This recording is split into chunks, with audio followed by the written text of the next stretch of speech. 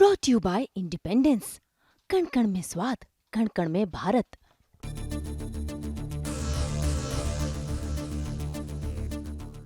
अंग्रेजों से लड़ाई के बहुत सारे किस्से आपने सुने होंगे, लेकिन आज हम आपको बताएंगे एक खूनी कोल्हू का किस्सा।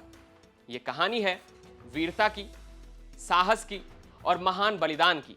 नमस्कार, मैं हूं आशीष कुमार झा और आप देखना शुरू कर चुके हैं हरियाणा तक। आपको ले चलते हैं ठीक 164 साल पहले, जब हरियाणा के सोनीपत जिले के लिवासपुर गांव के नंबरदार चौधरी उदमी राम हुआ करते थे। यह गांव लहवा नाम के किसान ने करीबन 200 साल पहले बसाया था। चौधरी उदमी राम ने संयुक्त पंजाब में सबसे पहले अंग्रेजों को लगान देने से मना किया था। गांव लिवासपुर दिल्ली के नजदीक सोनीपत राष्ट्रीय राजमार्ग पर स्थित है और इसी राजमार्ग से हर रोज बड़ी संख्या में उस समय अंग्रेज अफसरों का गुजरना होता था। बताते हैं कि 3 अंग्रेजी अफसर बहालगढ़ नाम के गांव में लगान वसूलने पहुंचे तो उन्होंने उनकी हत्या कर दी। इस वक्त चौधरी उदमी राम के नेतृत्व में लगभग 22 युवा क्रांतिकारियों का संगठन ब्रिटिश सरकार के खिलाफ लड़ता था।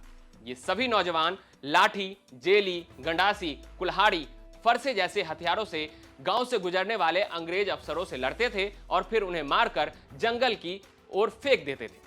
एक बार चौधरी उदमी राम ने अपने साथियों के साथ एक अंग्रेज अफसर पर घात लगाकर हमला बोल दिया और उस अंग्रेज अफसर को मौत के घाट उतार दिया। अंग्रेज अफसर के साथ उनकी पत्नी भी थी, तो उदमी राम ने उस अंग्रेज महिला को सुरक्षित लिबासपुर के पड़ोसी गांव भालगढ़ में अपनी एक जानकार महिला के पास छोड़ आए। कुछ दिन बाद इस घटना का समाचार आसपास के गांवों में फैल गया। उस वक्त जहां हरियाणवी महिलाएं दामन लुगड़ी पहनती थी, तो एक अलग सी पोशाक पहनी महिला को देखने की गांव की सभी महिलाओं में उत्सुकता हुई। तो गांव की सभी महिलाएं उस अंग्रेज महिला को देखने जाती। ये खबर धीरे धीरे नजदीकी गांवों में पहुंचनी शुरू हो गई। तो राठधाना के सीताराम के एक अंग्रेजों के मुखबिर तक भी ये बात पहुंची। वो भी सारी औरतों से जानकारी लेकर भालगढ़ गांव में जा पहुंची। उसने अंग्रेजी में उस अंग्रेज महिला को अपने बारे में बताया और उससे सारी जानकारी इकट्ठी कर ली। अब मुखबिर आदमी को क्या चाहिए? किसी खबर के बदले बड़ा इनाम। तो सीताराम ने थोड़ा और दिमाग लगाया और कहा कि ये लोग आपको जल्द ही मार देंगे। अब अंग्रेज महिला डरी और उसने कहा वो उसकी मदद करे और किसी भी तरह पानीपत के अंग्रेजी कैंप में पहुंचा दे तो वो उसे मुंह मांगा इनाम देगी। जैसा सीताराम ने सोचा था, ठीक वैसा ही हो रहा था। फिर सीताराम ने जिस महिला के घर अंग्रेजी महिला रह रही थी उसे भी लालच दिया और फिर उन्होंने रातों रात महिला को पानीपत के अंग्रेजी कैंप में पहुंचा दिया।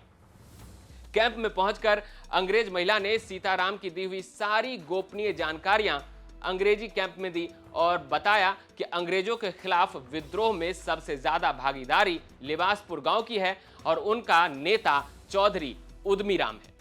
1857 की क्रांति पर काबू पाने के लिए अंग्रेजों ने विद्रोहियों और विद्रोह करने वाले गांव वालों को यातनाएं देनी शुरू की। अब गांव लिबासपुर भी अंग्रेजों की नजर पर टिक गई थी। एक दिन अंग्रेजों ने सूरज निकलने से पहले ही लिबासपुर गांव को घेर लिया और गांव के सभी लोगों, महिलाओं, बच्चों और बूढ़ों को जमीन पर उल्टा लिटा लिटाकर कोड़ों से भयंकर पिटाई करनी शुरू कर दी।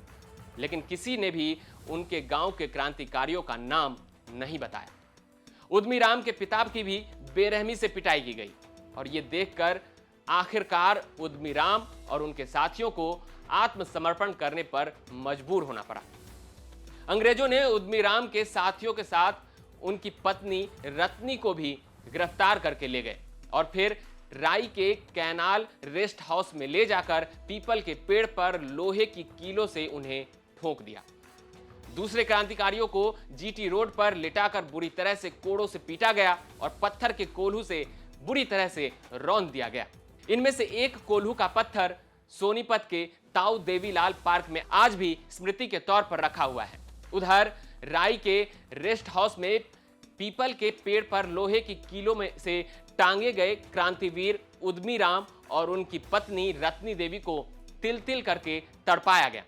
दोनों को कितने दिन तड़पाया गया इसके बारे में कोई सही जानकारी नहीं है। लोगों का अलग अलग कहना है। कहीं 22 दिन कहा गया है तो वहीं इनको खाना पीना भी नहीं दिया गया। लेकिन खूनी कोल्हू के पट पर 35 दिन बताए गए हैं कि इनके साथ जाति की गई। उन दिनों तड़पते हाल में उद्यमी राम ने पानी मांगा तो अंग्रेजों ने उन्हें जबरदस्ती पेशाब पिलाया। 27 जून 1858 को चौधरी उद्यमी राम ने अपने प्राण त्याग दिए। उनकी पत्नी की मौत उनसे पहले ही हो गई थी। उद्यमी राम की शहादत के बाद अंग्रेजों ने उनका पार्थिव शरीर उनके परिवार को भी नहीं सौंपा। अंग्रेज उनके शव को भी मारते पीटते रहे। चौधरी उद्यमी राम की मौत के बाद मुखबिर सीताराम को अंग्रेजों ने इनाम में खूब सारी जमीन दी। उन सभी वीरों के बलिदान, चौधरी उद्यमी राम की बहादुरी और उनकी पत्नी के संघर्ष की गवाही आज भी सोनीपत के देवीलाल पार्क में खड़ा खूनी कोल्हू दे रहा है।